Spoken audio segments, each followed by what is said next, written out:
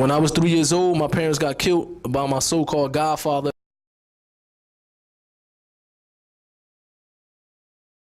So I was in the house, I was 3 years old, I got shot in the foot. I had a 6-month-old brother and I had a 4-year-old brother in the house. Alhamdulillah, nothing happened to us. We was after the death of my parents, I moved to Irvington, New Jersey with my grandparents. The people that killed my parents, they was from a group of people called the Nation of Islam. So at this time, when I moved to my grandmother, they was Christians. So I kind of, of course, my mother and father, being that when they passed away, I was young. I had no influence and no teachings of Islam. So I was raised with my grandparents they was Christians. They was Christians. So eventually they started preaching Christianity and trying to force it upon us.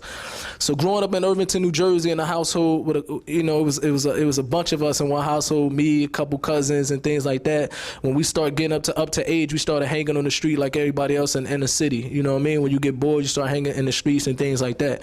But at a young age, I was trying to figure a way to get out of the hood. I was seeing people that, growing up with, that they was turning into drug selling, stolen cars back in the day. This was happening around my way. But I always wanted to get away from this lifestyle and get out of there. So one of the things I started doing, I started writing. And one of the persons that inspired me, we had a family friend by the name of Queen Latifah. So when she used to come over the house, I used to say, come over the house, man. And then a couple months later, or a year later, I heard on the radio. So when I heard on the radio, I said, man, she was just in my living room. She made it. I think I could make it. Let me just start getting serious with writing and things like that. So I started getting serious, even to the point like I started performing at the local areas, the local house parties in my neighborhood, and just rapping on the block and things like that, man. Rapping for $1 here, brothers giving me $1 here, $2 here to say raps for them. But when I started getting serious, I had a childhood friend by the name of Gaddafi. This is the half brother of Tupac. And from a childhood friend, when we grew up, we lost contact with each other.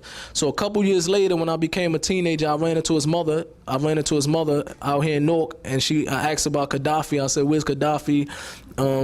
She told me that Gaddafi's living in Atlanta now, and he also does rap music.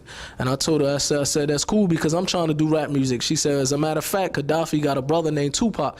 Did you ever hear Tupac? I said, yeah. This is when Tupac first came out with He had the album Tupacalypse Now and Strictly for Something.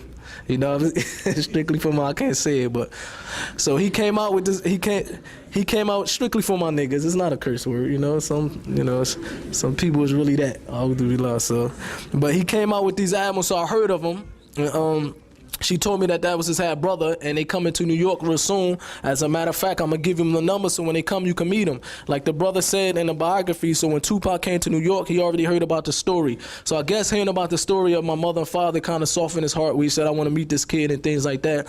So eventually after that, Tupac got shot in New York, and then he got arrested.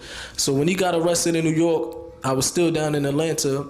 And we was still doing music with the rest of the group, and with me, Gaddafi, it was another member named Idi Amin, who's a cousin of Tupac. Alhamdulillah, Idi Amin he took Shahada now, alhamdulillah, and Castro, who was Tupac's cousin. So we was doing music down there, waiting till Tupac come home.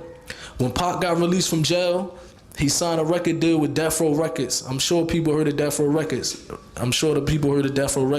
So he said, when I come home, we're gonna move to Los Angeles, and we signed a deal with Death Row Records. At this time, Death Row Records was one of the most powerful record labels within rap music in the world at that time. You know what I mean? It was selling the most records out of anything, so it was a big move for him, for the dunya.